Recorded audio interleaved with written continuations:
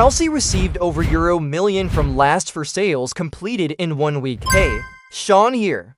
And here is your latest Chelsea transfer news update with some big confirmed departures over the last few days as well as new signings coming in. So let us start off first of all with the outgoings, and then we lines discuss what this means for Chelsea moving forward. So let's start off first of all with the latest player to leave Chelsea. It is officially announced as Portuguese international João Félix has now joined Saudi Arabian side Al Nassr on loan for the 23-24 season with an option to buy. Now speaking about this move, Félix said he is super happy to join Al Nassr and that he was attracted by the club as project. He wants to help them to achieve their goals and that he was attracted to play in the Saudi League. So it looks like João is really excited to get started at Al Nassr. In terms of the transfer fee, according to reports, Chelsea will be receiving an initial €30 million for the loan move, plus there are add-ons, which could see this move rise up to around €40 million.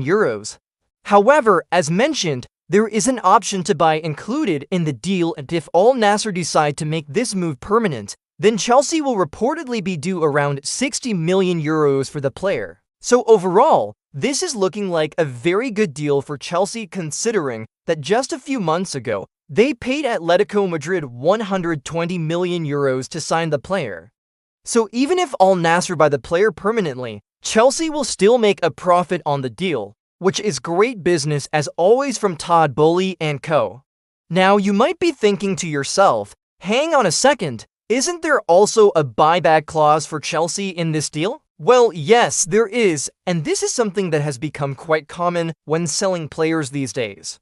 If you think about it, Chelsea sold Tammy Abraham to AS Roma, and there is a buyback clause in that deal. They sold Fikayo Tomori to AC Milan, and again, there is a buyback clause in that deal.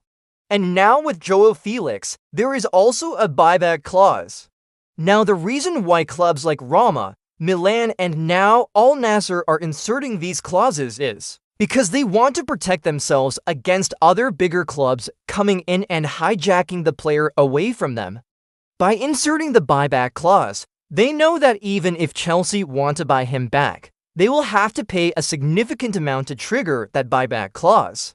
So realistically speaking, it's not going to be easy for Chelsea to buy any of these players back anyway. But if they do want to, they will have to pay a significant amount to trigger those buyback clauses. Now before we continue with the other sales, be sure to subscribe so you don't miss out on any future updates. Okay, so let's move on to the next outgoing now, which is confirmed as England U21 international Kiernan Dewsbury-Hall has now officially joined Everton in a deal worth £29 million, which could rise to £35 million with add-ons. In terms of 𝐑𝐄𝐕𝐄𝐻's contract, he signed a 5-year deal with the Toffees. Now speaking about the transfer, 𝐑𝐄𝐕𝐄𝐻 said it feels incredible to be here and that he can't wait to get started. He has really enjoyed the first few days and can't wait to meet the rest of the squad. The manager and everyone at the club have made it clear how important he is going to be for the team. So it seems like Everton are really confident that they've pulled off a great signing here. Now the interesting thing about this deal is that Chelsea only paid £8 million to sign Carney from Leicester City last summer. So they're already making a massive profit on the deal. This goes to show just how much potential Carney has and why Chelsea were even willing to pay £8 million for him in the first place. Okay, so let's move on now to the third outgoing of the week, which is confirmed as French youngster Lesley Ugochukwu has now officially joined newly promoted Burnley for £25 million in a deal which could rise to £30 million with add-ons. Now speaking about the transfer, Vincent Kompany, who is the manager of Burnley, said that he is delighted to bring Les to the club and that he has been tracking the player for a while now and is pleased that he has now officially joined. Okay, so now let's move on to the fourth and final outgoing of the week, which is confirmed as Albanian international Armando Broja has now officially joined Burnley for £20 million in a deal which could rise to £25 million with add-ons. Now speaking about the transfer, Vincent Kompany said he is delighted to bring Armando to the club and that he has been after a dynamic striker for a long time.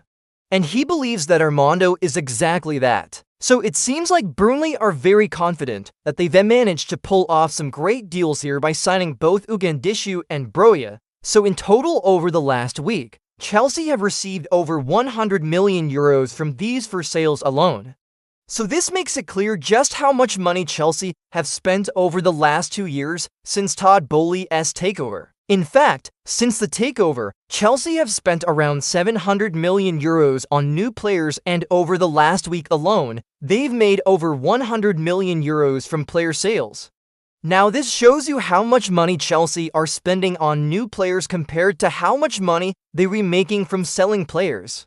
So moving forward, it is likely that Chelsea are gonna have to reduce their spending or find alternative ways of generating revenue, because right now they re-spending way more money than they remaking. For example, if you take a look at Manchester City, over the last year, they've only spent around 100 million euros on new players, but yet they won the treble last season. So it just shows you that you do and need to spend a crazy amount of money to be successful. But now let's switch our attention to some incoming transfers. And it is reported that Chelsea are now closing in on the signing of 23-year-old goalkeeper George Petrovic from Serbian side Maccabi.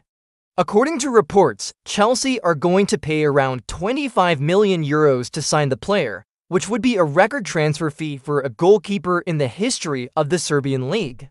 So this is a really exciting signing for Chelsea. And personally, I am really looking forward to seeing him play for the club. However, despite signing Kepa and now potentially signing Petrovic, there are rumors that Chelsea are also interested in signing Brentford goalkeeper David Raya, so this would be an interesting signing if they do make it happen. But let me know your thoughts on this. Do you think Raya would be a good signing for Chelsea? Or do you think that they should focus on other areas of the pitch instead? Let me know your thoughts in the comments below. Now, before I wrap up today's video, be sure to check out my latest Q&A video where I answer some awesome questions from the community.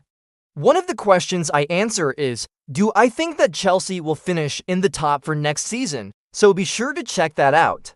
Right, so if you've enjoyed watching this video, then be sure to hit the like button, because if you do that, I will be able to keep you updated with all of the latest Chelsea transfer news. Also, I've got some exciting news to share with you guys. I've just launched a podcast, and the link to that is available below. So be sure to check it out, and I hope to see you there. Thanks for watching, and I'll see you in the next video.